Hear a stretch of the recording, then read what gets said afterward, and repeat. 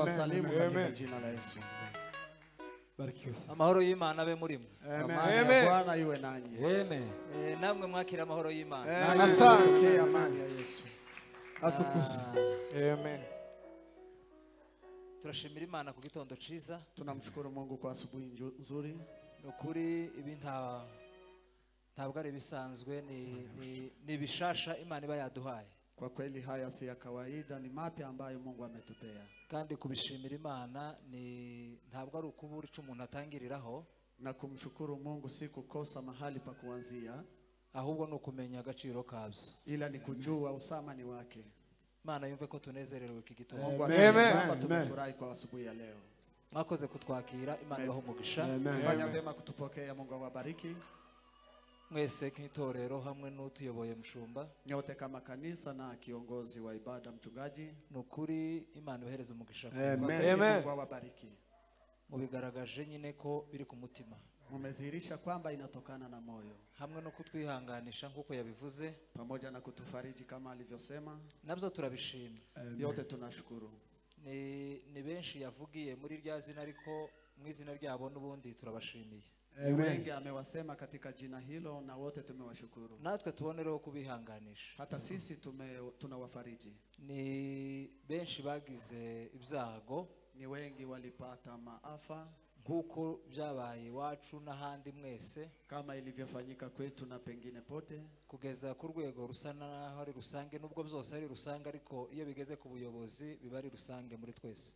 Mpaka imefika hata kwa viongozi na kuwa sasa ni jumla kwa watu wote. Umuryango w'abasinzira by'umwihariko.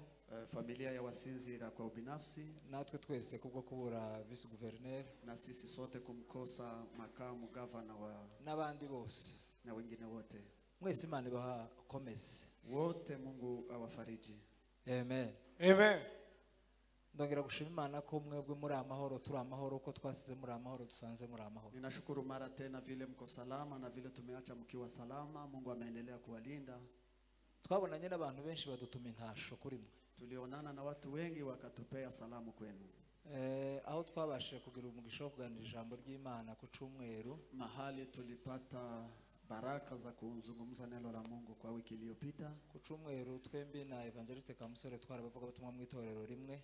Mimi na Evangeliste Kamusore tulikuwa wahubiri katika kanisa moja. Badutuma kubasuhuza mwese itorero rya Nazarene y'Igahanga. Kanisa la Nazarene walitutuma salamu ili tuwasalimie. Kuwa gatatu twiriwe mu materaniro Ihuye Butare n'igicaniro c'abantu bakuze. Siku ya tatu tulikuwa katika ibada ya watu wakubwa. Bagize amahugurwa tugira materaniro. Tulikuwa na mafundisho tukawa pia na ibada. Bagwiriyemo abantu bakuru b'abasaza b'abapastori n'abandi bakozi. Jumla yao ni watu wakubwa na watumishi.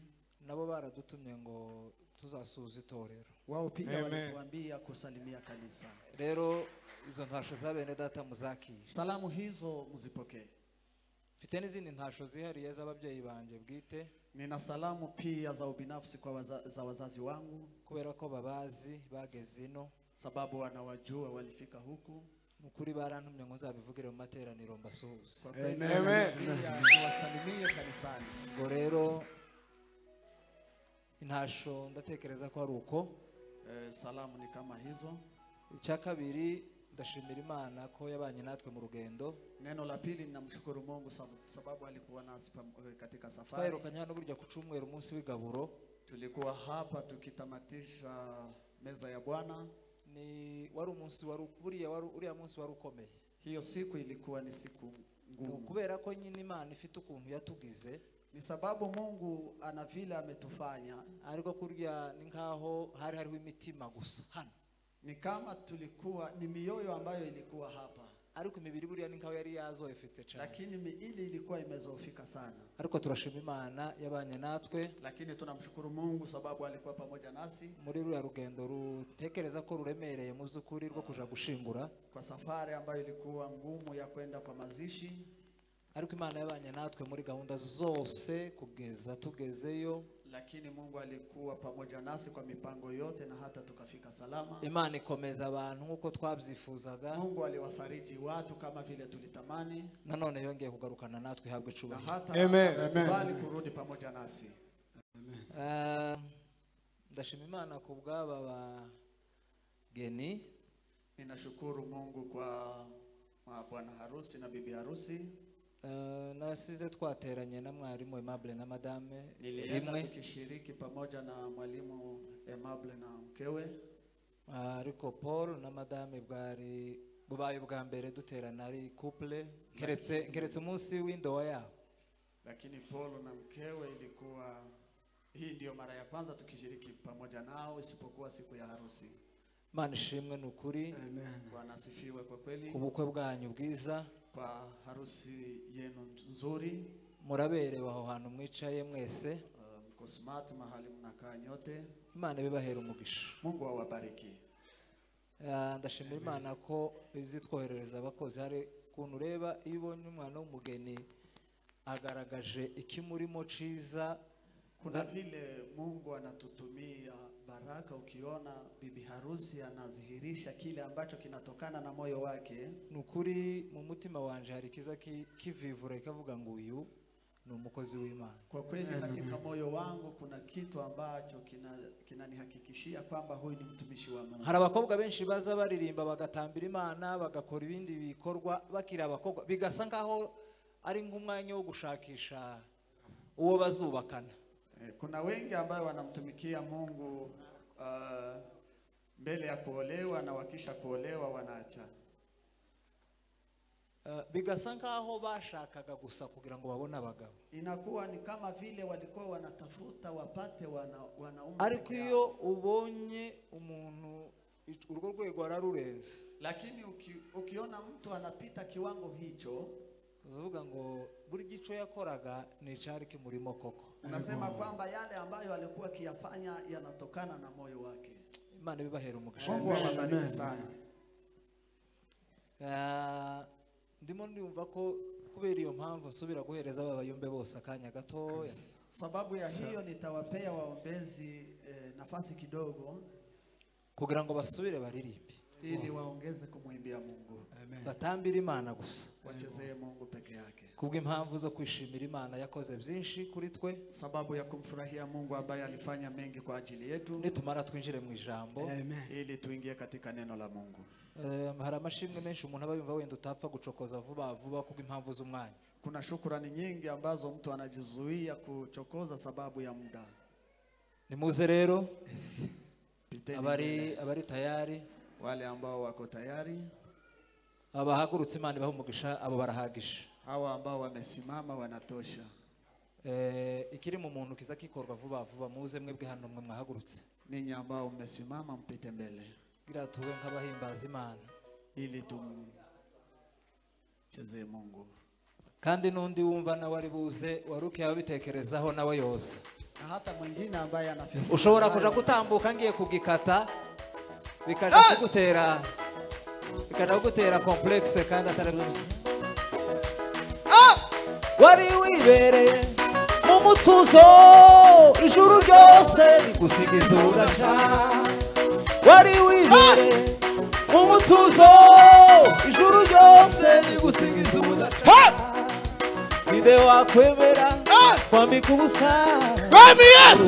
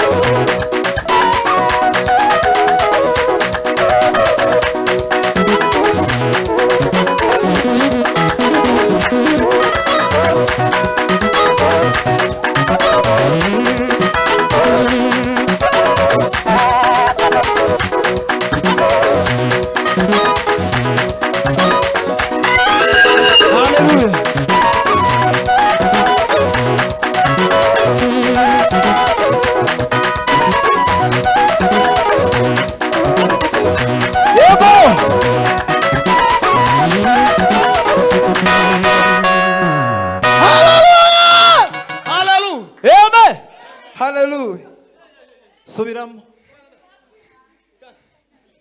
Subiramo Safa. Churange.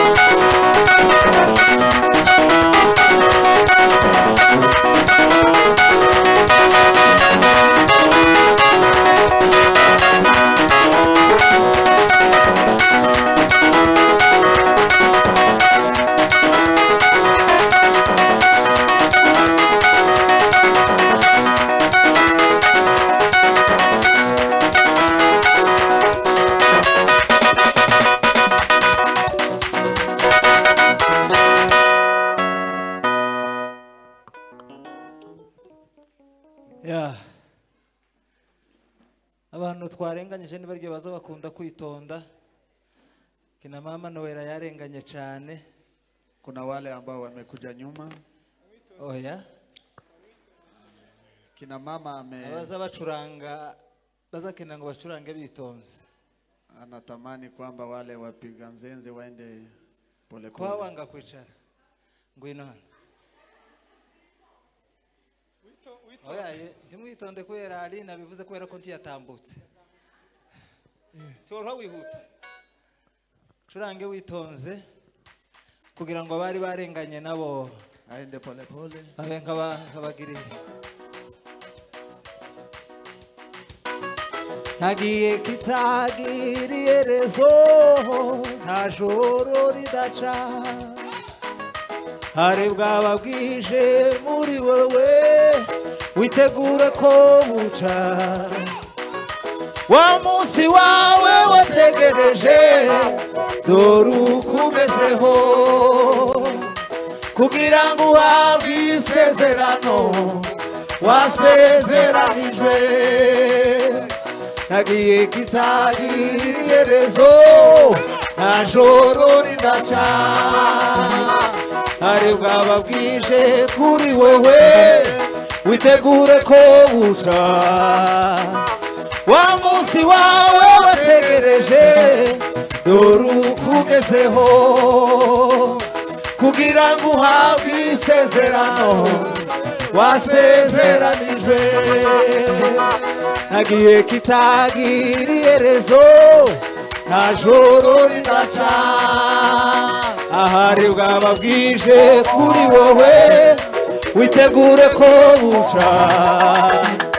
Wa munsi wawe wategereje dore ukugezeho kugira ngo uhabwe isezerano wasezeranijwe. Nagiye kitagiriye rezo nta joro ridaca. Ahari bwaba bwije muri wowe witegure ko buca.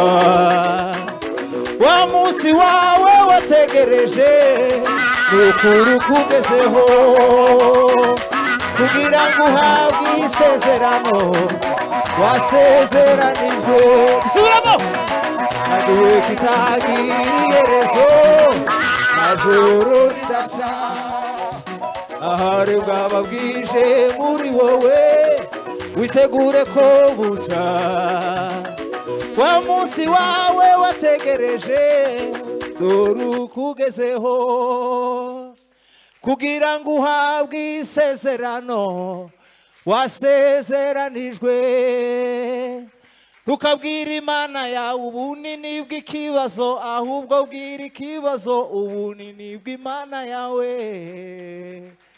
izagufasha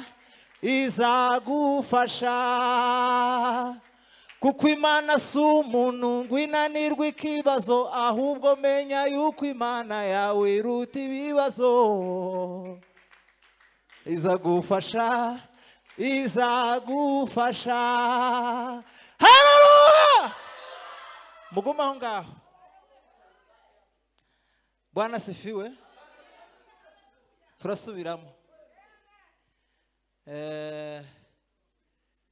hari ukuntu ibyuma biza bigera ahantu hamwe bigatenguha ariko nta kintu ntekereza byoduhungabanyaho cyane amen hazabigengira nkuruha iyo dufite nk'abashitsi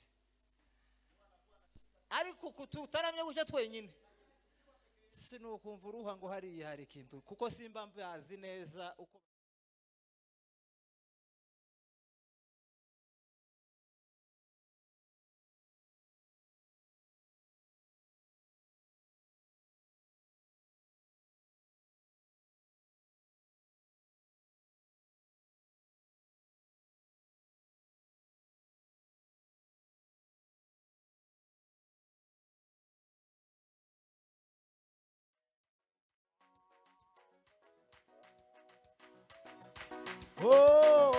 nagiye kitagira iherezo nta joro ridaca ahari bwaba bwije muri wewe witegure ko buca ubwo butumwa bwawe wa munsi wawe wategereje ugezeho kugira ngo uhabwe isezerano wasezeranijwe nagiye kitagira iherezo nta joro ridaca ahari bwaba bwije kuri wewe witegure ko buca wa munsi wawe wategereje dore ukugezeho kugira ngo uhabwe isezerano wasezeranijwe ukabwira Imana yawe ubunini bw'ikibazo ahubwo bwira ikibazo ubunini bw'Imana yawe izagufasha kuko Imana si umuntu winanirwa ikibazo ahubwo menya yuko Imana yawe iruta ibibazo izagufasha ukabwira Imana yawe ubunini bw'ikibazo ahubwo bwira ikibazo ubunini bw'Imana yawe izagufasha kuko Imana si umuntu winanirwa ikibazo ahubwo menya yuko Imana yawe iruta ikibazo izagufasha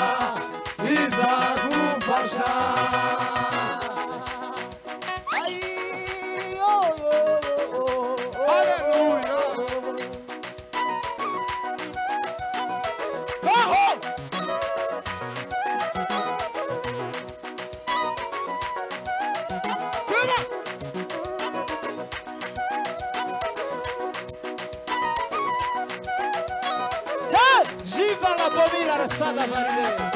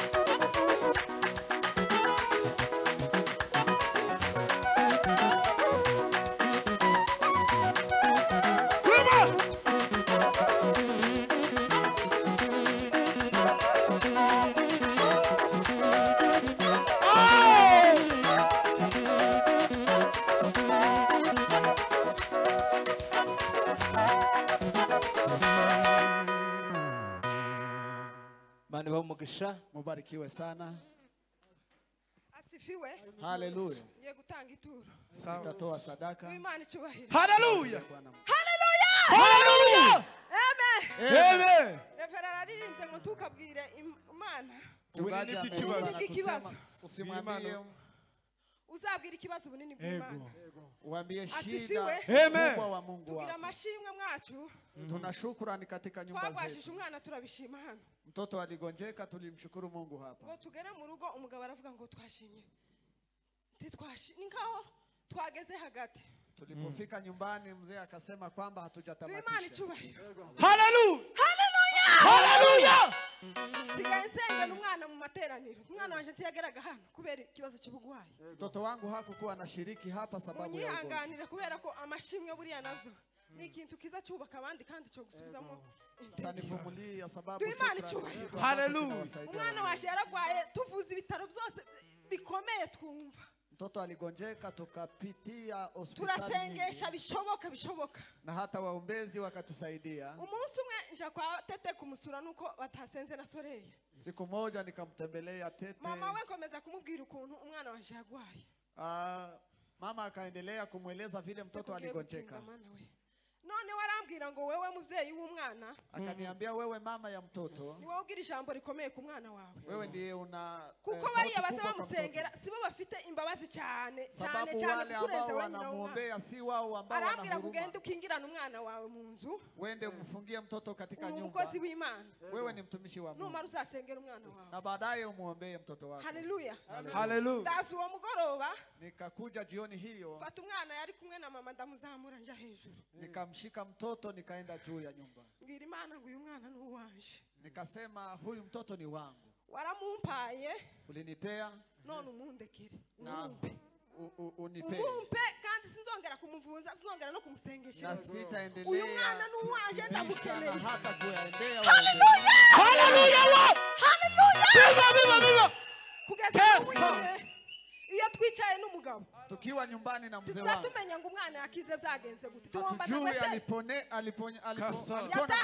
yatangiye korora gake yatangiye areka byagenze gute tituzi ukuntu byashize hatujue vile ugonjwa iliisha amashimwe rero tuturayavuga hatujasema shukrani zetu ariko kubera ko ari inshubi hawe tanga ituro lakini sababu ni mimi ambaye nimepewa nitoe sadaka tuzoshima bikomeye tutaendelea kumshukuru Mungu Mana yankirije umwana unyina mu materaniro no kwama dusenga tugataha adakoroye mtoto alipona sasa atoka haleluya none haturatanga ibihumbi 2 nitatoa 2000 ariko tuzokomeza dushime lakini tutaendelea kumshukuru Mungu amen barikiwa sana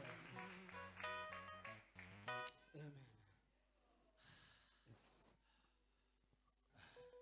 haleluya haleluya haleluya amen nazana ko twosengera abarwayi nilijisikia kuombea wagonjwa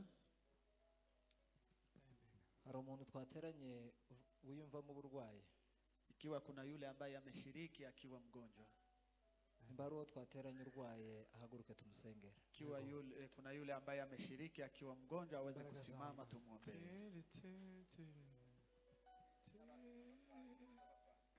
haleluya haleluya amen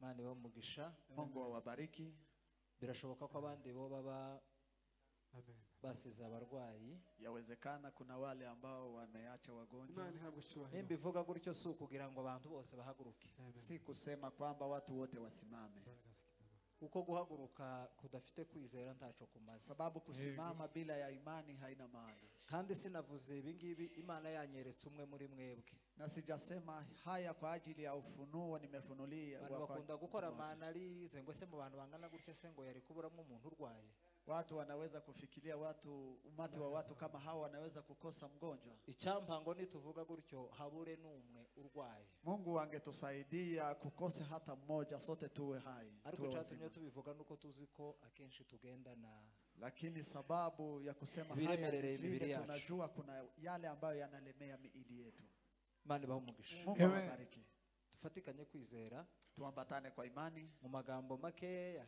kwa maneno machache tubwirize indwara kuko dufite Imana ikiza abarwayi amen tuamuru magonjwa na tumwambie Mungu kwamba kuna Mungu ambaye rangurura mazu tangariza abafite intimba bwira nabo bose bashaka kwiyahura dufite Imana itabara abayo iyo dusenze iratwumva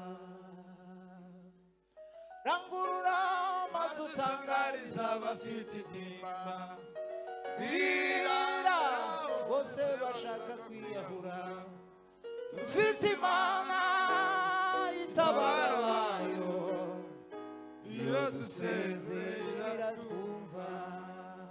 Mana urakomeye, imbaraga zawe ziratangaje. uhereye kera kose urubuhungiro bwacu. Haleluya, haleluya, haleluya. Ndi umuhamya yuko ukiza indwara zigakira. Ndi umuhamya yuko uzuzura n'abapfuye. Ndi umuhamya kuko uzawongera umuntu iminsi yo kubaho akabaho mu izina rya Yesu Kristo umwana w'Imana. Waravuze ngo nimba harimo urwaye muri mwe yegera abakuru b'itorero bamusengere bamurambitseho ibiganza. Turambuye ibiganza byacu hejuru y'aba bose, ababyeyi n'abavandimwe barwaye, mu izina rya Yesu umwana w'Imana ngo ubakize. Waravuze ngo niturambura ibiganza ku barwayi bazaba bazima. Mu izina rya Yesu umwana w'Imana ifite imbaraga n'imbabazi, twatuye gukira ku buzima bw'aba bose nabo bahagarariye n'abandi mwami Imana yo mu ijuru tutazi n'abatabonye babahagararira. Twatuye ubuzima bwiza kuri bo, uburwayi buri mu mibiri yabo nibusohoke, butinye imbaraga y'Imana, butinye isezerano dufite. Teratiti bumalide, kubera kuko ari wowe Imana yacu, turakwizeye kuko uzi ukora ibiruta ibyo dusaba, mu izina rya Kristo umwami Imana yacu. Amen. Mwakire gukira mu izina rya Yesu. Pokea uponyaji katika jina la Yesu. Ubutumwa bwiza nk'uko bwanditswe na Yohana, Injili kama ilivyoandikwa na Yohana, igice cya 3 umurongo wa 16, sura yake ya 3 na haya 16. 3:16, sura ya 3 na haya 16. umurongo abantu benshi bamenyereye ariko bataramenya cyane. Ni haya ambaye watu wote wameizoea lakini hawajajua sana. Bamwe barawumenye barawusobanukirwa, abandi ntibarakawusobanukirwa. Wamoja wameifahamu na kuielewa lakini wengine hawajaelewa. Haravuga ngo kuko Imana yakunze abari mu isi cyane byatumye itanga umwana wayo w'ikinege kugira ngo umwizera wese atarimbuka ahubwo ahabwe ubugingo buhoraho. Amen. Amen. Soma nimba wahabonye hafi. Kwa maana jinsi hii Mungu aliupenda ulimwengu hata akamtoa mwanao wa pekee ili kila mtu amwaminie asipotee bali awe na uzima wa milele. Amen. Amen. Amen. Yesu ahimbazwe cyane. Bwana Yesu asifiwe sana. Nifuje kuko tuganira namwe iri jambo. Nimetamani kuzungumza nanyi neno hili. Naryise isezerano risha. Nimeliita itegeko risha tafadhali. Nimeliita sheria mpya. Amri mpya. Nayise itegeko risha. Nimeita ni amri mpya. Ari ryo ryitwa urukundo. Na ndio inaitwa upendo. Naratubwira ngo tuvugane kubijanye n'urukundo. Nimetaka tuongee juu ya upendo. Mu byukuri iyo tuvuga urukundo, kwa kweli tukisema juu ya upendo, abantu bose bakuru bari muno barabyumva. Watu wote wakubwa huwa wanaelewa hiyo. Geretse wenda abana bacu bato bakiri bato, isipokuwa watoto wetu wadogo, ariko nabo buriya nubwo bataruza ariko bararukunda. Hata wao wanaipenda. Bakunda urukundo. Wanapenda upendo. Umwana iyo azakenera ngo nagira ikinda akora umwereke kuko umukunda. Mtoto anataka akifanya jambo umuonyeshe kwamba unampenda. Uko niko bimeze. Ni hivi ilivyo. Amen. Amen. Amen. Urukundo, upendo, ni ikintu gikomeye mu buzima bw'abakristo. Ni neno kubwa katika maisha ya Wakristo. Ndetse mu buzima bw'abatuye isi bose. Na hata katika wa ulimwengu wote. Umuririmbyi umwe yarari biririmbye, mwimbaji mmoja aliuimba, aravuga ngo rwa rukundo rugira neza, akasema upendo ufanyao vema, ngo nirwo Yesu yankunze. Ndio Yesu alinipenda. Ngo yaba abantu bose bari baruzi, ingekuwa vema watu wote waifahamu, ngo ijuru ryobaye hafi, na mbingu ingekuwa karibu. Haleluya. Haleluya. Arema ngo rwa rukundo rugira neza. Akasema upendo ufanyao vema. Ngo nirwo Yesu yangu. Ndiyo Yesu alinipenda. Ngo yaba abantu bose bari baruzi. Ingekuwa vema watu wote waifahamu. Nukuri aravuga ngo ijuru ryo baye hafi. Akasema kwa kweli mbingu ingekuwa karibu. Muyandi magambo. Kwa maneno mengine, urukundo, upendo, uyu muririmbyi yarukubiyemo umwuzuro w'ibintu byose. Huyu mwimbaji aliiunda katika utimilifu wa mambo yote. Ibintu byose Imana dushaka. Mambo yote ambayo Mungu anatamani kwetu. Buri abikubiye mu rukundo. Yanafungwa katika upendo. Mwanditsi Paulo yaravuze ngo ntimukagira umwenda wose nkeretse wo gukunda. Mwandishi Paulo alisema msiwe na deni lolote isipokuwa deni ya upendo. Ngo kubera kuko ukunda mugenzi we, sababu apendaye jirani yake, ngo abasohoje amategeko yose. Huyu anatimiza sheria zote. Haleluya. Haleluya. Ukunda mugenzi we, apendaye ndugu yake, ngo abasohoje byose. Anatimiza yote. Turaza kubigaruka. Tutarudilia. Niyo mpamvu uyu muririmbyi nawe yavuze ngo iyo abantu bose bari bari. Ndio maana mwimbaji huyu alisema ingekuwa heri watu wote wafahamu upendo huo. Ngo nukuri ijuru ryari kutwegera. Akasema kwa kweli mbingu ingekuwa karibu nasi. Muyandi magambo nta kiba kigitumya abantu bakiri muri isi. Kwa maneno mengine hakuna kitu ambacho kingesababisha watu kudumu katika ulimwengu. Nta kiba kigitumye tubwiriza ubutumwa bwiza. Hatungeendelea na kuhubiri injili njema. Igituma hakiriho kubwiriza ubutumwa bwiza. Ikiwa kuna kuhubiri habari njema, nuko abantu batarahishurira urukundo. Ni sababu watu hawajafunuliwa upendo. Ariko munsi isi yose izamenya ururukundo. Lakini siku ulimwengu wote watajua upendo wa Mungu. Umunsi bazamenya ururukundo twakunzwe. Siku ambao watajua upendo ambao Mungu alitupenda. Bagahindukira bakavuga ngo nukuri. Na kugeuka na kusema kwa kweli, ndabimenye neza kuko wankunze. Ninajua kwamba ulinipenda. Ico gihe. Wakati huo habe n'ubutumwa bwiza nta mpamvu yabwo busa. Hata injili haina sababu ya kuhubiriwa. Bwana sifiwe sana. Ahimidiwe milele. Urukundo, upendo, ntabwo ari twebwe banzirishi urukundo, ni nayo mpamvu ruza rutugora. Sisi waanzilishi wa upendo, ndio maana inatusumbua. Nuko ari itegeko. Ni sababu ni sheria. Imana niyo yabaye ya mbere gukunda. Mungu ndiye alitangulia kutupenda. Uyu murongo twasomye, sura hii ambayo tumeisoma, niwo murongo abigisha ba Bibiliya bahishuriwe ko ari umurongo ukomeye muri Bibiliya. Hii ndiyo sura ambao wahubiri wa injili walifunuliwa kwamba ni haya kubwa katika Biblia yote. Niwo murongo ukomeye kurusha indi mirongo yose. Ni haya kubwa kuliko haya zingine zote. Kubera ko ariyo irimwe ijambo rikomeye ryitwa urukundo. Sababu ndiyo inaunda neno kubwa ambalo ni upendo. Imana niyo yabaye ya mbere kudukunda. Mungu ndiye alikuwa wa kwanza kutupenda. Haleluya. Haleluya. Imana niyo yabaye ya mbere kudukunda. Mungu ndiye alikuwa wa kwanza kutupenda. Kandi mbabwiza ukuri bakristo bene data. Na niwaambie kwa kweli ndugu zangu wa Kristo. Imana ntabwo yadukunze kubera kuko turi beza. Mungu hajatupenda sababu sisi ni wazuri. Imana ntabwo yadukunze kubera kuko dukiranuka. Mungu hajatupenda sababu sisi ni wenye haki. Imana ntabwo yadukunze kubera kuko twayisabye urukundo. Mungu hajatupenda sababu tumemuomba upendo. Haleluya. Haleluya. Imana yadukunze tukiri babi. Mungu alitupenda tukiwa wabaya. Yesu yankunze naramumenya, aho mbimenye Yesu mbyitaho, ariko we ntiyacitse intege, yakomeje kunkunda atyo. Yesu yankunze naramumenya, aho mbimenye Yesu mbyitaho, ariko we ntiyacitse intege, yakomeje kunkunda atyo. Rimwe na rimwe njya nyoba inzira, nkibwira ko ndi mu murongo, timalavaya nkaja kure y'amaso y'Imana, ngasayisha ntiyanduza. Ariko we ntanera umugongo, ahora ari maso ku bwanjye, kugira ngo angaruze ineza ye n'urukundo n'imbabazi.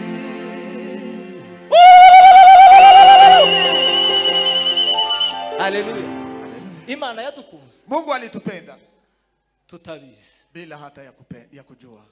Hari n'igihe turirimba ngo hari urubanza twisanzemo. Kuna wakati turirimba iyo undi muntu yagize imbaraga zo guhimba indirimbo nzamushigikira 100%, ariko umutima uzumbwira ko tutisanze mu rubanza. Moyo huwa inaniambia kwamba hatujajikuta katika mahakama, lakini tulichangia. Ntabwo twisanze mu cyaha, twakigizemo uruhare. Sisi tulichangia kuingia katika dhambi.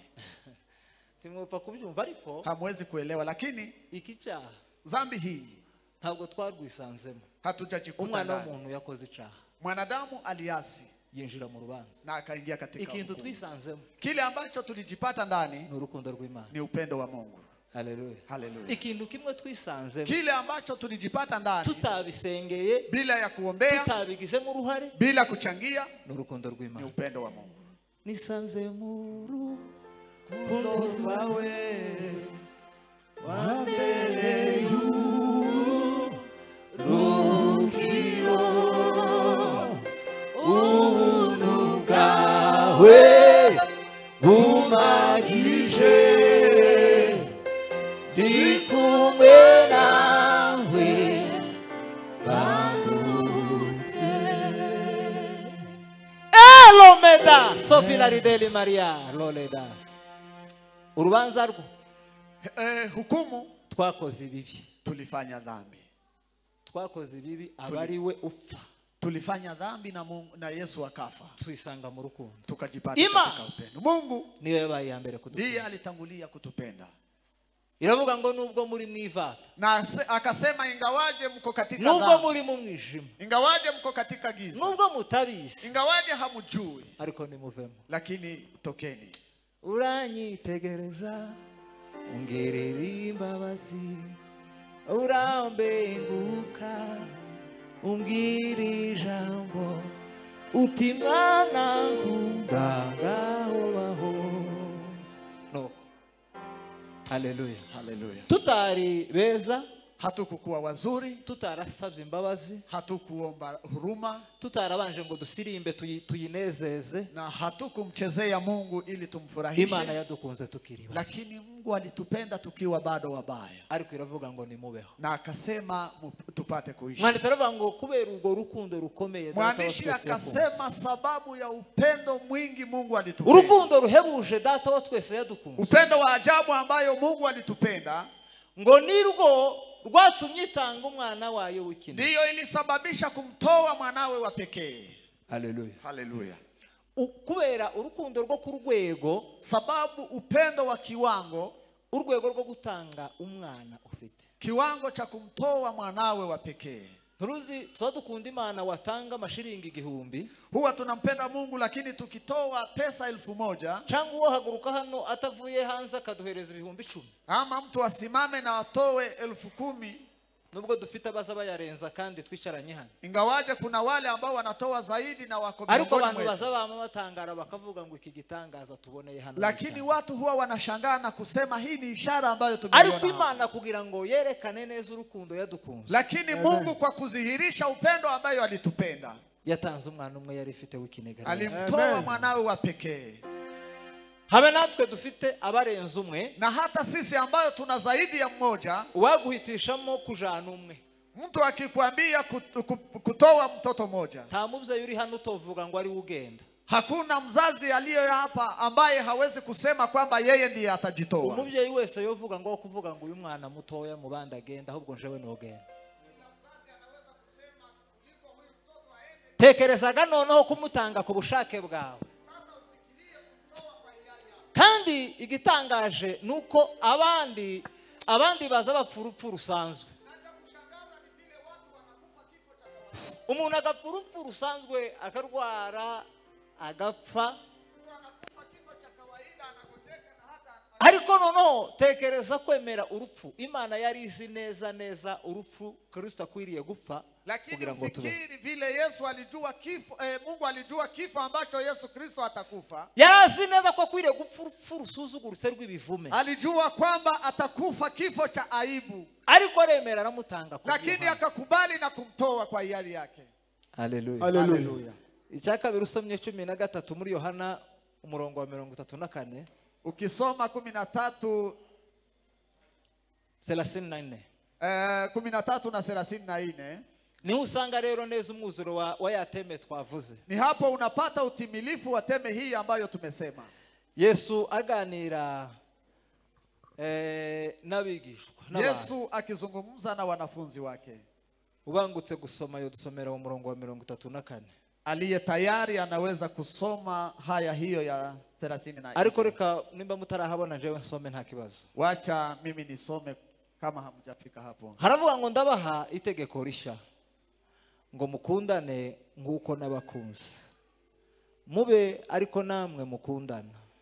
Ibyo nibyo bose bazamenyeraho ko muri abigishwa banje ni mukundana. Amen. Amen. Hallelujah. Hallelujah.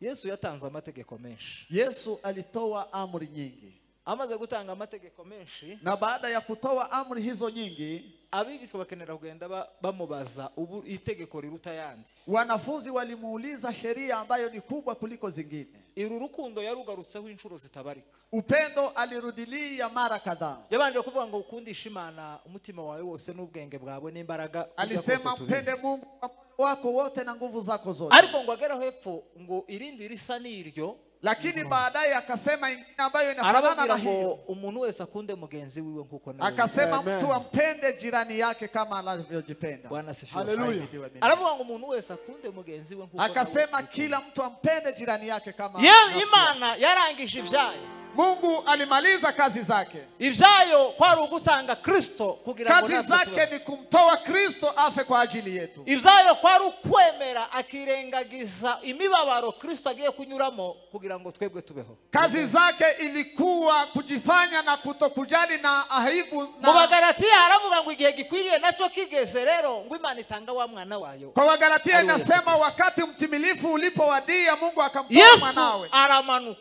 Yesu akashuka.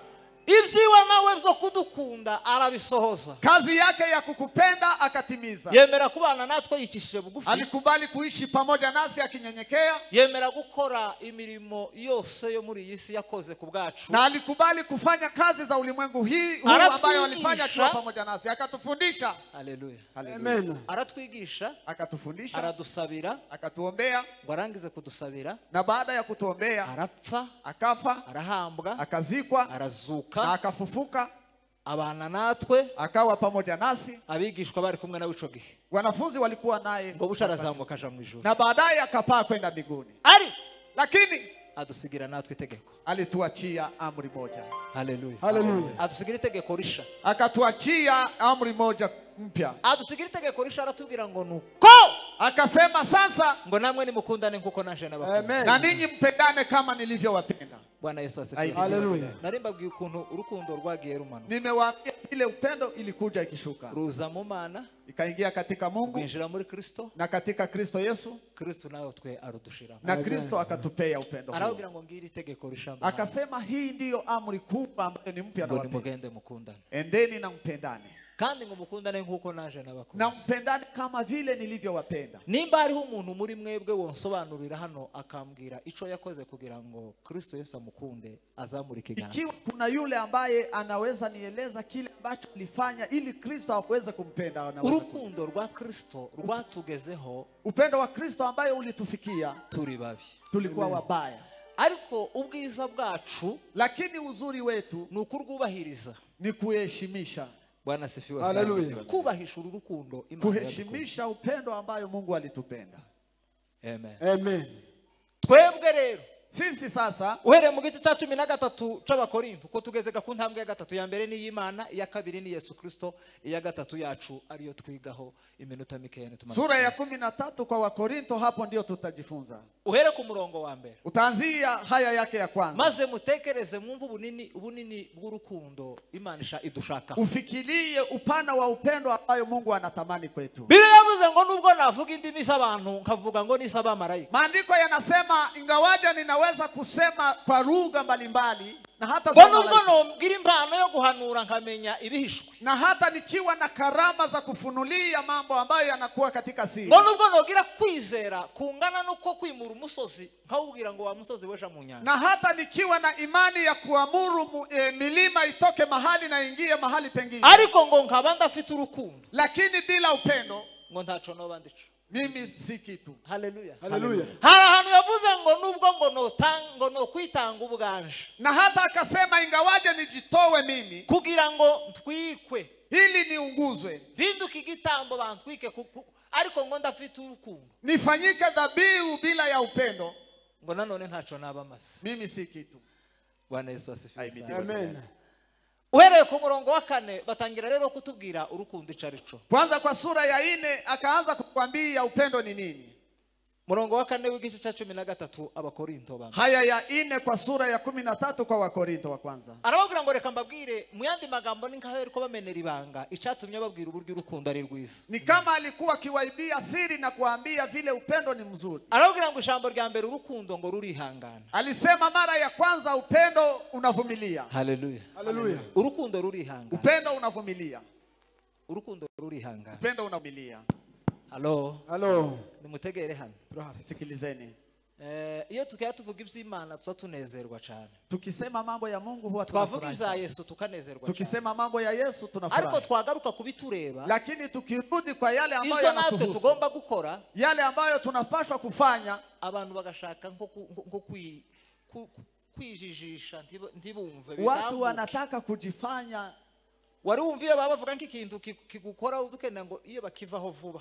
Wakisema mambo ambayo yanakuelekea unatamani kwamba wangepita. Kubera ko hari ukuntu kiba kiyaye kigukoraho nyine kikakubwira uriwe neza kikakwera. Sababu kuna vile inakuguza na kukwambia wewe ni nani. Abandi nibakanguke nabo bumve. Na wengine waamuke na wasikilize. Haleluya. Haleluya. Arababwira ngo urukundo igituma urukundo ruruta ibindi bintu. Akasema sababu upendo ni kitu kubwa kuliko mambo Ijambo mengine. rya mbere ngo urukundo rurihangana. Alisema neno la kwanza upendo unavumilia. Iki ni ikimenyetso cihuta cyane. Hii ni ishara ambayo ni haraka sana. Ni igipimo, Hii ni kipimo cihuta cyane. ambayo inapima haraka. Umuntu wese wo muri twebwe utagira kwihangana, Kila mmoja miongoni mwetu ambayo hana uvumilivu, buriya ntabwo afite ikibazo cyo kutihangana, yeye hana shida ya kutokuvumilia, ahubwo afite ikibazo cyo kubura urukundo. bali ana shida ya kutokuwa na upendo. Umuntu wese muzi wo muri iyi si wananiwe kwihanganira mugenzi, Kila mmoja ambaye alishindwa na kuvumilia ndugu yake, ntabwo ari ukutihangana sico kibazo afite, si kutokuvumilia sio shida, ahubwo ikibazo afite bali shida ambayo ako nayo yabuze urukundo. alikosa upendo. Umuntu bana nabi mu rugo, umugabo n'umugore Yule ambaye anaishi vibaya mume na mke, bakabana nabi mu rugo rwabo, wanaishi vibaya katika nyumba yao, ntabwo bananiwe kwihangana, si kwamba wameshinda kuvumiliana, ahubwo babuze urukundo. bali walikosa upendo. Haleluya. Haleluya. Umuntu mu rusengero ubayeho atanyuzwe mu mutima, atishima na rimwe, Mtu ambaye anaishi kanisani bila ya kufurahi, wananiwe kwihanganira intege nke z'abashumba, ambaye alishindwa kuvumilia udhaifu wa wachungaji, wananiwe kwihanganira intege nke z'abakorari, ambaye alishindwa kuvumilia udhaifu wa waimbaji, wananiwe kwihanganira intege nke z'abanyamasengesho, ambaye alishindwa kuvumilia udhaifu wa waombezi. ikibazo si ukunanirwa kwihangana, Shida si kuvumilia, ahubwo yananiwe imbuto yitwa urukundo. bali alikosa tunda ambayo inaitwa ni upendo. Haleluya. Haleluya. Sababu urukundo upendo rwihanganira byose, huvumilia yote. urukundo rwihanganira byose. Upendo huvumilia yote.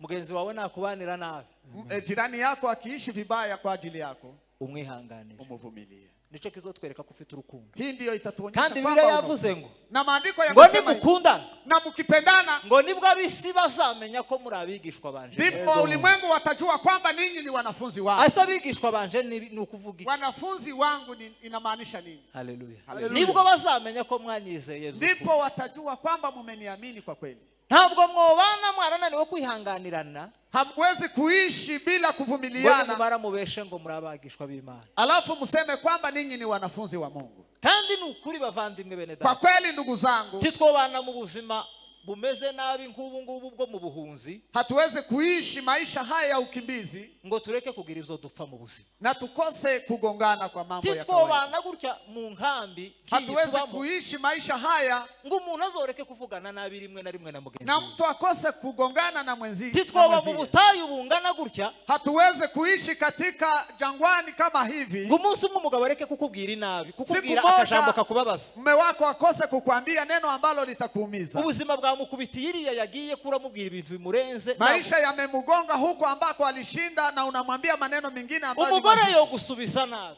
Mwanamke anaweza kukujibu vibaya. ariko Bibiliya yavuze ngo urukundo rwihanganira. Lakini maandiko yamesema kwamba upendo huvumilia yote. Nimba twemera kwigira kuri Yesu Kristo mwana w'Imana. Ikiwa tunakubali kujifunza juu ya Yesu Kristo mwana wa Mungu. Nimba twemera kwigira ku birenge bya Kristo. Ikiwa tunakubali kujifunza chini ya miguu ya Yesu Kristo, twihanganire byose. tuvumilie yote. Iyi ni imbuto izogaragaza kuko urukundo rwa Kristo ruri muri wowe. Hili ndilo tunda ambalo litadhihirisha kwamba Kristo ako ndani yetu. Icya kabiri, Neno la pili, urukundo ngo rugira neza. upendo hutenda mema. Urukundo rugira neza. Upendo hutenda mema.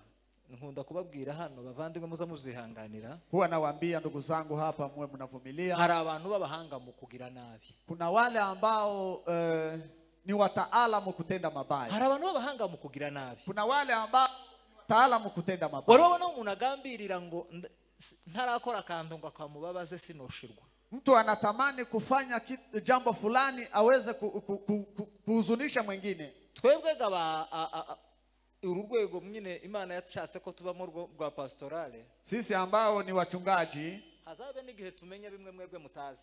Mara kwa mara huwa tunajua maneno ambayo hari abantu bahora kumusonga. Muzi umusonga?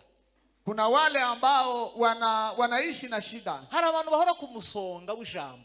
Kuna wale ambao wanaishi na mishali ya maneno. Umuntu akihangana karuha karemba. Mtu anavumilia na hata anafika mwisho.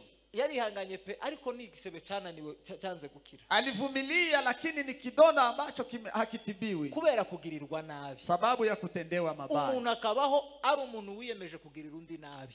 Mtu anaishi na ameamua kumtendea mwenzie vibaya. Hari abavyeyi bazabagirira abana nabi gusa. Kuna wazazi ambao wanatendea watoto vibaya. Nico yo mukorera nukugira ngo baturanye gusa nyine ajijisha baturanye. Na hata yale ambayo wanamufanyia ni kujifanya kwa majirani. Ariko mu mutima wiwaza yumva gusa yo mugirira nabi. Lakini moyoni mwake anajisikia kumtendea vibaya. Hari abagabo babayeho bogirira abagore nabi gusa azabura nkaho aca ikibi cyose umva yokimugira. Kuna wazee ambao wanaishi na wanatamani kuwatendea wake zao vibaya. Abo baraha. Na wao wanaishi. Nta jambo rimunezeza yo mubwira. Hakuna jambo ambalo ni la kumfurahisha. Umugore nubwo yo mubwira jambo rimunejeje aramwereka kuko iryo jambo avuza ari ubusa.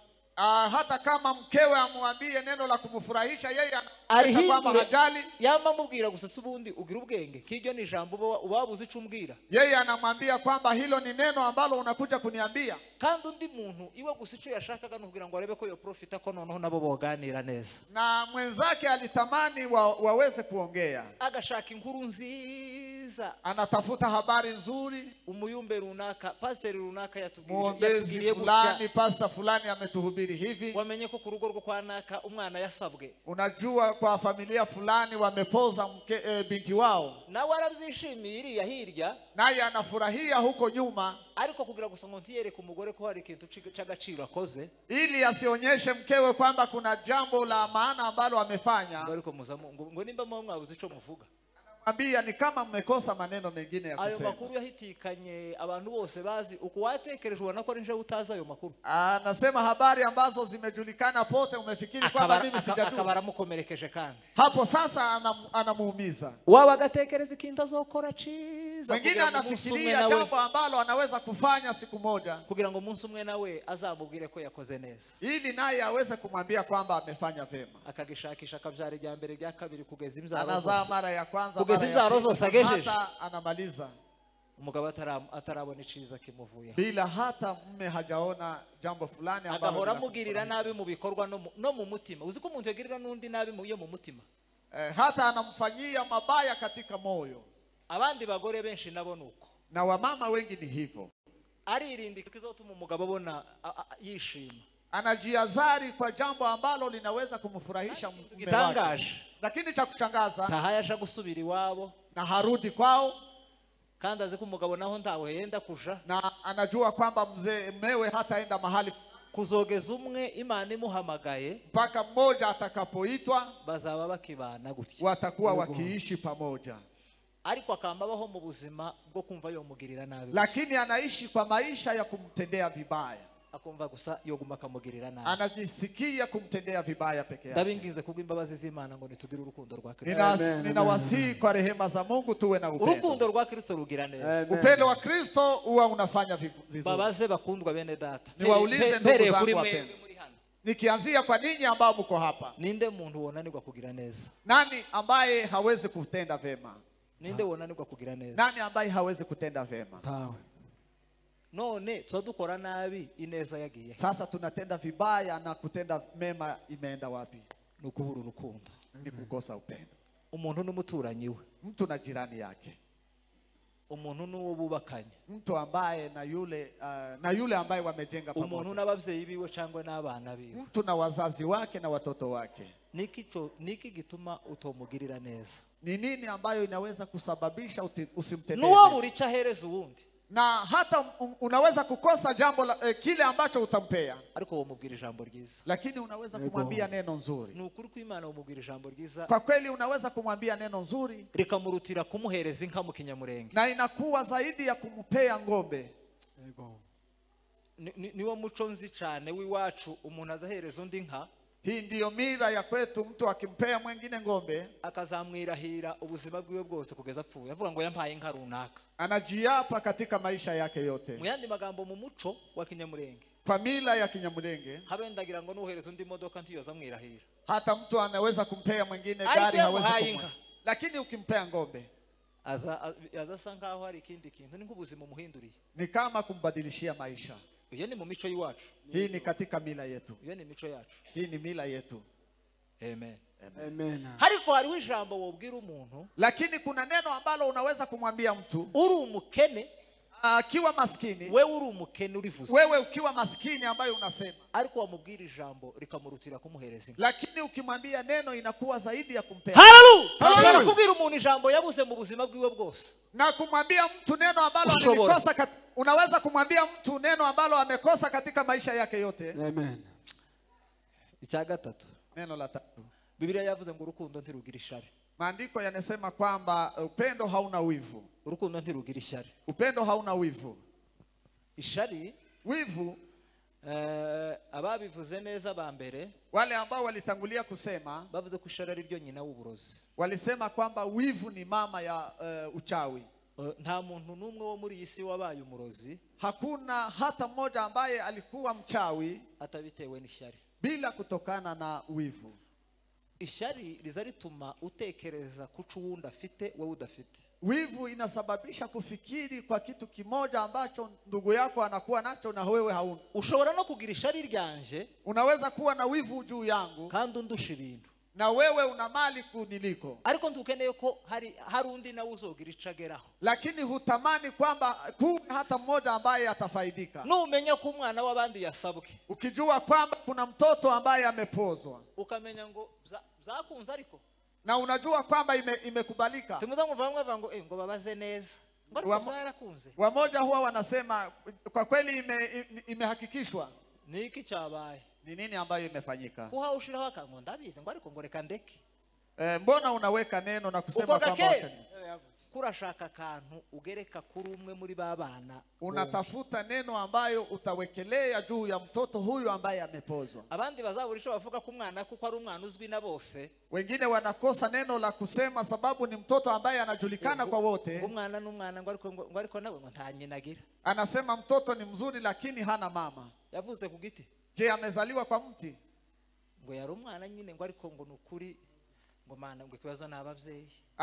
Wanasema kwamba alikuwa mzuri lakini shida ni wazazi. Buriya ibyo bintu byose uko bingana. Hayo maneno yote vile yalivyo.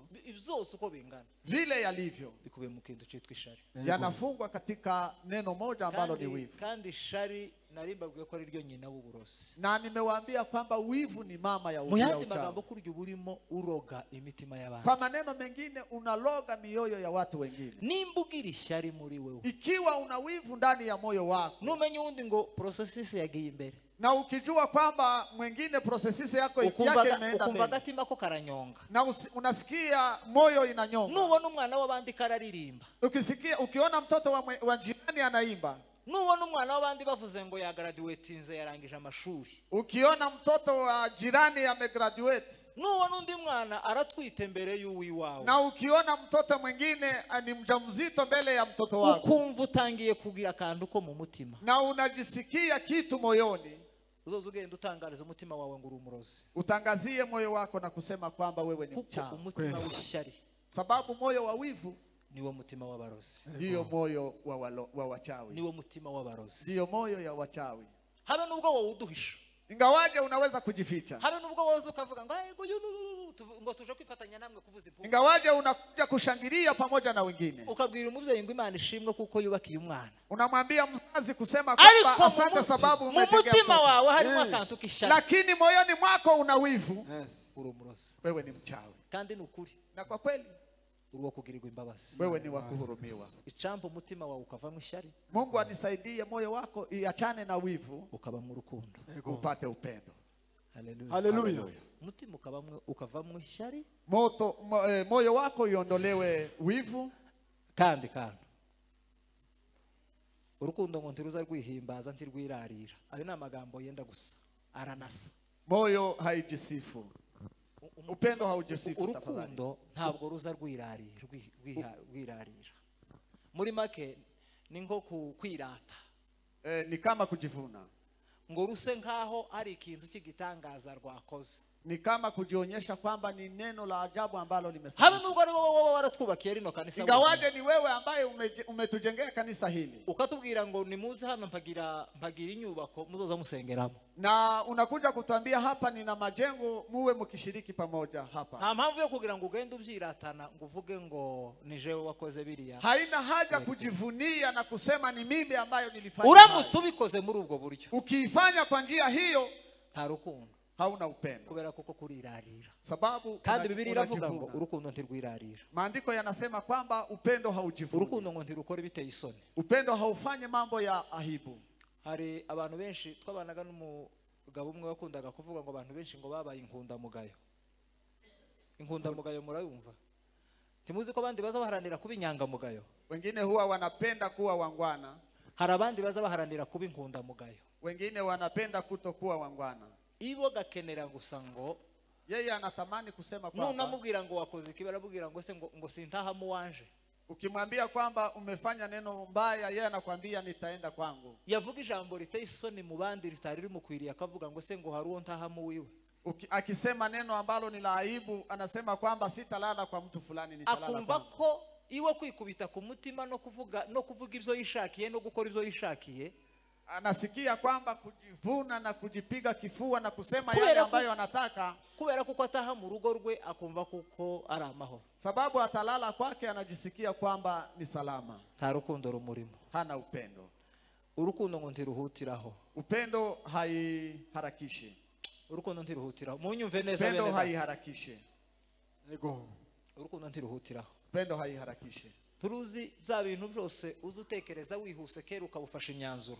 Yale maneno yote ambayo unafikiria haraka na kuchukua maamuzi. Kuriya biriya byose nta kindi kintu kibitambamira cyangwa se kibitera no kubura urukundo. Yoyote hakuna kikwazo fulani isipokuwa kukosa upendo. Ariko umuntu ufite urukundo. Mtu akiwa na upendo ntabwo yihuta. Haendi haraka. Bashobora kuza bakakubwira ngo uzi ibyo naka yakuvuzeho. Wanaweza kuambia kwamba unajua yale ambayo fulani ameongelea juu yako. Uzi ibyo naka yakuvuzeho nono. Unajua yale ambayo fulani ameongea kwa ajili yako. Ukavuga ngo niko bimeze. Unasema ni hivyo yalivyo. Sawa ndabyumvise. Sawa ninasikia. Ugatuza. Unatulia. Ugatekereza. Unafikiria. Ese ari uyu wavuze iyo ntari. Ikiwa ni huyu ambaye alisema mahali sikukuwa. Uje kubimbwira. Na huyu ambaye anakuja kuniambia. Si umuntu uri mfitiye urukundo ni. Nani ambaye ana upendo kwangu? Ukitonda neza. Unatulia na ukenda pole pole. Ukareka kwihutiraho. Unajizuia kwenda kwa haraka. Akenshi uzusanga habe na bya bindi bavuze babateranyaga. Mara kwa mara unakuja kugundua kwamba yale ambayo yaliongelewa ni kuunganisha. Kuko nabyo birashoboka kuko bo kuvuga pe. Yawezekana unaweza kuongelewa. Ariko bashobora kukuvuga ibitangana n'ibyo waje kukubwira. Lakini unaweza kuongelewa yale ambayo hayalingane na yale ambayo umekuja kuambiliwa. Bashobora kumvugaho ikintu gitoya. Ninaweza kuongelewa kwa jambo kidogo. Uyu mugabo yaza kukimbwira akakirutisha rino kanisa. Huyu mume akikuja kuniambia ananenepesha jambo hilo linakuwa kubwa. Birasaba kuko tutihutiraho. Atakikana kwenda kwa pole pole. Ikindi ngo ntirutekereze kibi kubandi. Neno lingine upendo haufikirie neno fulani kwa watu wengine. Ahanga harimo isomo rindi rikomeye cyane. Hapa kuna somo ambalo ni kubwa musikie. Mureke kuganira bahaye baganira. Muache kuzungumza wale ambao wanazungumza. Ngo ntirutekereze kibi kubandi. Upendo haufikiri mambo mabaya kwa watu wengine. Igihe nariko nsoma nageze hano hantu ni ukuri ntekereza ukuntu twebwe tutakiri mu gutekereza ahubwo turi mu guhimbira abandi. Nilikuwa nikisoma nilifikiri vile sisi hatufikiri kwa watu wengine lakini tunaunda maneno mengine juu ya watu wengine. Hari ugutekereza nkavuga gusa ngo uyu musore ibyo ari byo zose ukuntu nzamubona. Kuna kufikiri na kusema kijana huyu vile ninamuona nzambona ari nk'umuhungu wo bikirara. Ni kama kijana barubaru. Yobu umuhungu wikirara. Anaweza kuwa ni kijana barubaru. Hata anaweza kuiba. Icyo umuntu yo gitekereza. Mtu anaweza kufikiri hayo. Ndetse uyu muhungu ukuntu nzamubona. Vile ninaona kijana huyu arasa n'umuntu wo umusambanyi. Ni kama kijana msherati. Umbe urukundo ntirugira ikintu kibi rutekereza. Lakini upendo haina jambo ambalo ni mbaya linafikiria.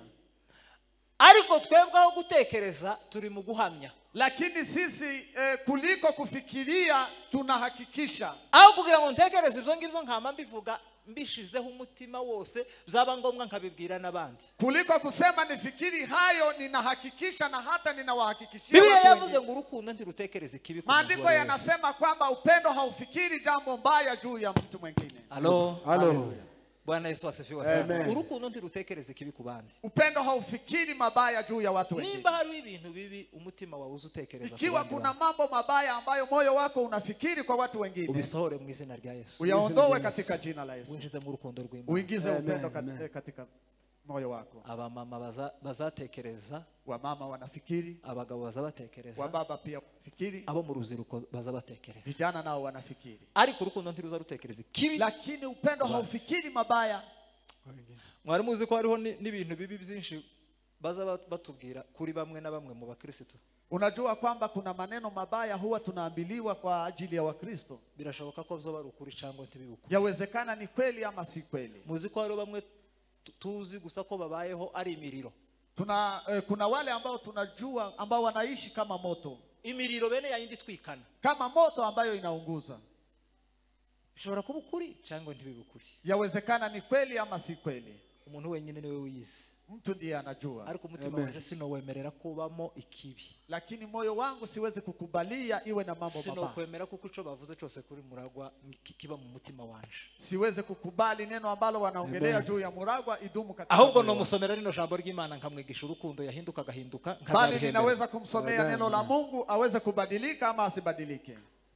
Ariko njewe nkazabihemberwa. Lakini mimi ninalipwa. Kandi sinobihemberwa kubera kuko yahindutse. Na siweze kulipwa sababu amebadilika. Ariko nzahemberwa kubera ko namubwiye. Lakini nitalipwa sababu nilimhubiri. Amen. Hallelujah. Hari nabandi uzugira ngo umuganirize kuco utekereza cyangwa wumvise. Kuna wale wengine ambayo unataka kuwaongelesha sababu ya yale umesikia. Akakubaza abadimu. Anakuuliza mashahidi. Akakubaza abadimu. Anakuuliza mashahidi. Kubera iyo mpamvu umutima ukatubwira ngo genda usome ijambo ry'Imana ubwirize mu kanisa. Sababu ya hayo moyo inatuambia endeni na usome neno la Mungu uweze kuhubiri kanisani. Ndabingize mu izina rya Yesu ngo umuntu akuremo ikibi atekereza mu mutima. Ninawasi katika jina la Yesu mtu aondoe mabaya katika moyo wake. Amen. Urukundo ngo ntirwishimira gukiranirwa kw'abandi. Upendo haufurahii makosa ya wengine. Hallelujah! Hallelujah! Sema amen. Amen. Nimwumve ikintu twebwe twacuritse. Sikia maneno ambayo tumegeuza. Hallelujah. Urukundo ntirwishimira ikibi cy'abandi gukiranirwa kw'abandi. Upendo haufurahii makosa ya wengine. Ni twebwe twenyine dutuye mu kanisa. Ni sisi ambao tunaishi kanisani. Ariko tukicishimira gukiranirwa kw'abandi. Lakini bado tunafurahia makosa ya watu wengine. Uyu mugabo niyumva kuko umwana wiwanje yaguweho n'ishyano wenda agatwara inda umwana w'umukobwa. Sikia nimepata shida msichana wangu amechukua mimba. Akamahera kuri uyu. Anaanzia kwa mtu huyu. Muzi noneho ibyabaye kwa pastor. Unajua mambo ambayo yamefanyika kwa pastor. Akajabuka hano. Anavuka hapa. Akajabuka hano. Anaendelea hivyo. Akaja Gidurai. Na hata Gidurai.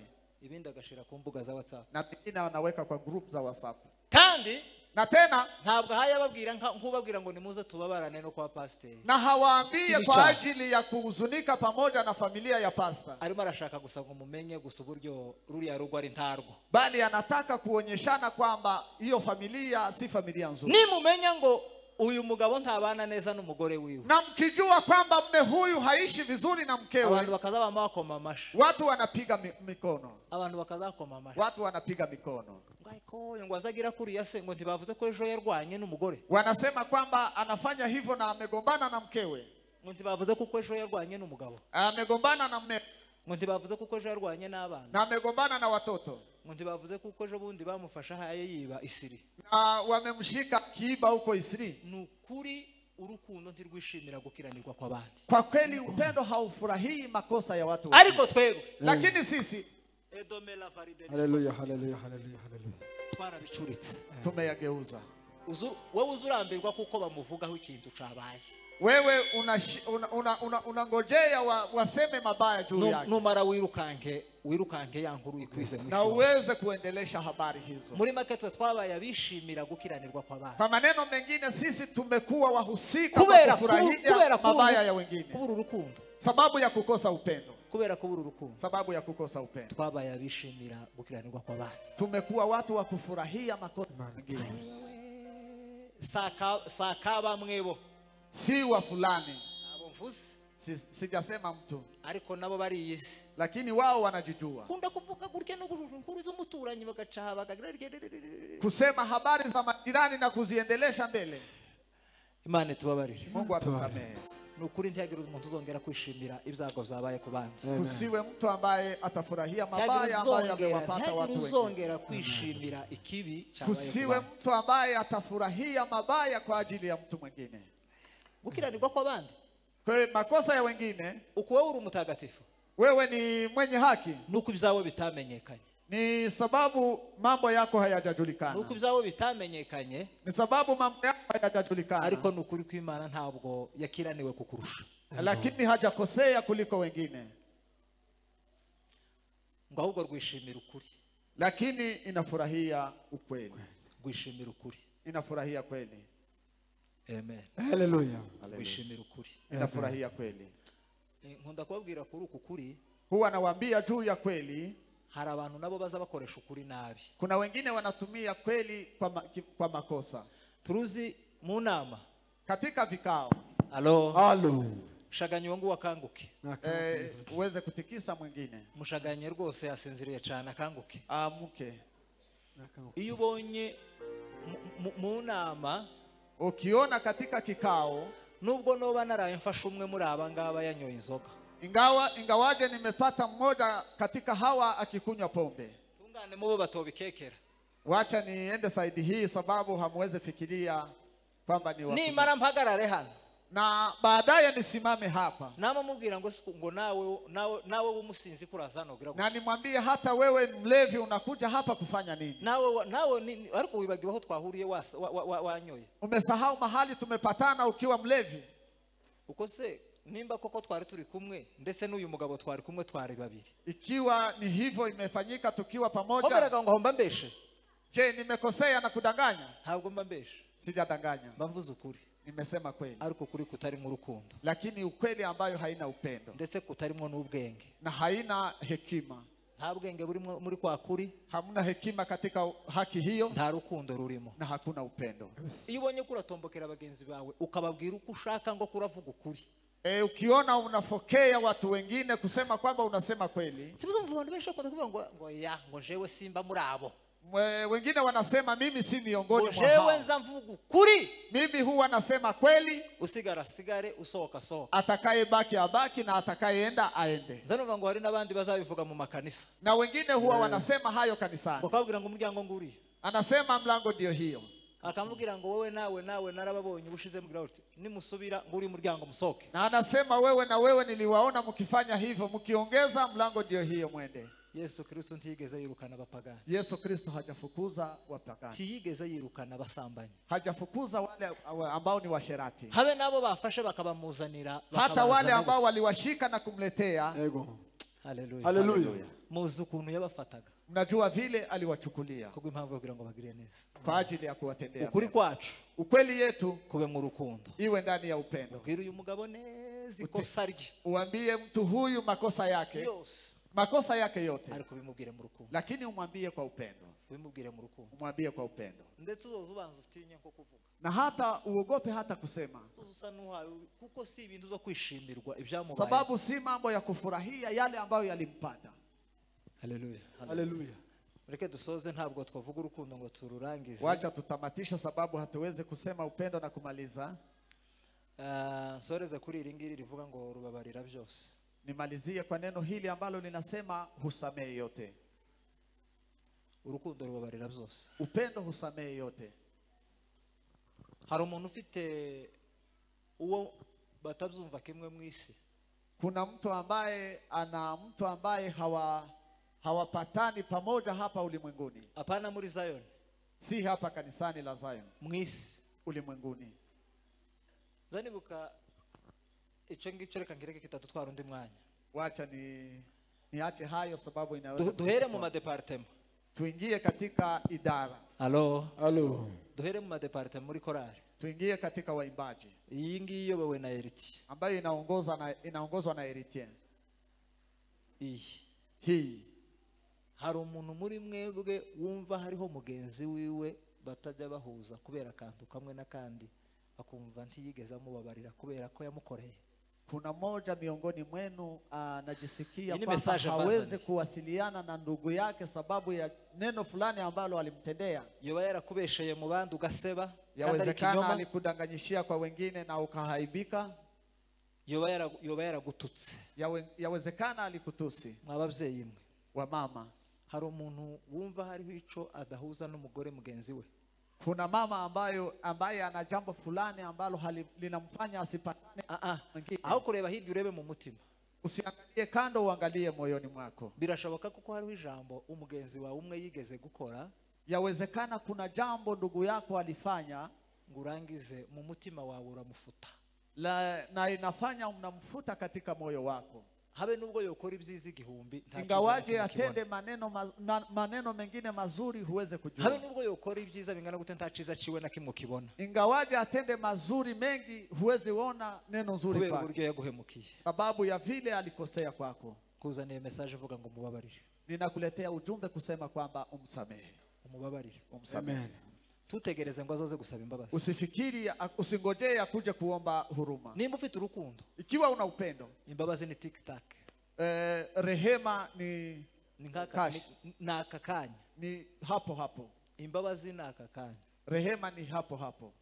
Ukuri igisitaza mu mutima wawe, Uondoe jaribu ndani ya moyo wako uwushiremo imbabazi. na uweke upendo. Nimba ari umugabo wawe, Ikiwa ni mume wako, nimba ari umugore wawe, ikiwa ni mke wako, nimba ari umwana wawe, ikiwa ni mtoto wako, nimba ari umubyeyi wawe, ikiwa ni mzazi wako, mu badiyakoni, katika madikoni, nimba hariho umuntu uwo ari we wese ikiwa kuna moja miongoni mwa muri wadikoni, mwese nka diyakoni, miongoni mwa madikoni wote, wumva kuko hariho ikintu apfa na mugenzi we, ambaye ana neno fulani juu ya ndugu yake, cyangwa akagifa na pasiteri, ama ana neno juu ya cyangwa pastor, akagifa n'umuvugabutumwa, ama ana neno kwa mhubiri fulani, cyangwa umwe muri bariya basaza bicaye hariya, ama mmoja katika wazee hao, ndakwinginze kuko imbabazi z'Imana, ninakusii kwa rehema za nimba Mungu, warakiriye urukundo rwa Kristo, ikiwa umepokea upendo wa Yesu Kristo, umubabarire. umsamehe. Go. Haleluya. Hallelujah. Urukundo rubabarira byose. Upendo husamehe yote. Turebe uburemere bw'icyaha, Usiangalie uzito wa dhambi, turebe uburemere bw'icyaha yagukoreye, usiangalie uzito wa dhambi ambayo alikutendea, ahubwo bali urebe urukundo rwa Kristo. uangalie upendo wa Yesu Kristo ndani ya moyo wako. Urukundo rubabarira byose. Upendo husamehe yote. Mana bahereze umugisha. Mungu awabariki. Birashoboka kuko wenda dutwaye umwanya munini, Yawezekana tumechukua muda mrefu ariko n'ubundi ntitubirangije, na hatujatamatisha hata saa hii, ko inyigisho rimwe na rimwe ziba zikenewe, sababu mafundisho inahitajika bitandukanye no kugira ngo tubwirize twirukanke, na ni tofauti na kuhubiri tukikimbia. umuntu tugabanza ukamenya urukundo icyo ari cyo, Ni kujua kwamba upendo ni nini, nibwo rukubiyemo ibyo byose. ndiyo inaunda maneno mengine yote. Ubifite ibyo byose, Ukiwa na hayo yote, ni ukuri kose afite urukundo, kwa kweli ana upendo, kandi umuntu wese ufite Kristo na anaye Kristo afite urukundo. ana Amen. upendo, Umuntu wese ufite Kristo afite urukundo, ambaye Amen. yule ambaye ana Kristo kuko ndani ya moyo wake. ntawogira urukundo adafite Kristo. Hakuna awezaye kuwa na upendo bila ya kuwa na Kristo. Imana ibagirire neza. Mungu Amen, awatendee amen, mema. Tugiye gusengana Imana. Tunataka kuomba Mungu pamoja. birashoboka kuko mu by'ukuri hari ikintu gitoya cagutsinze. Yawezekana kuna jambo fulani ambalo limekushinda. Birashoboka ko hari ikintu gito cagutsinze. Yawezekana umeshindwa mahali. Uhaguruke tugisabira Imana kugira ngo itwongerere imbaraga. Usimame tuombe pamoja, Mungu atuongezee nguvu. Kimwe muri ibi byose tuvuze, Moja miongoni mwa haya yote ambayo tumeyasema, ukumva hari ikintu n'ukuri udashikira neza cagutsinze, ukijisikia kwamba umeshindwa na neno fulani, haguruke dufatikanye dusenge Imana. unaweza kusimama na tuombe pamoja.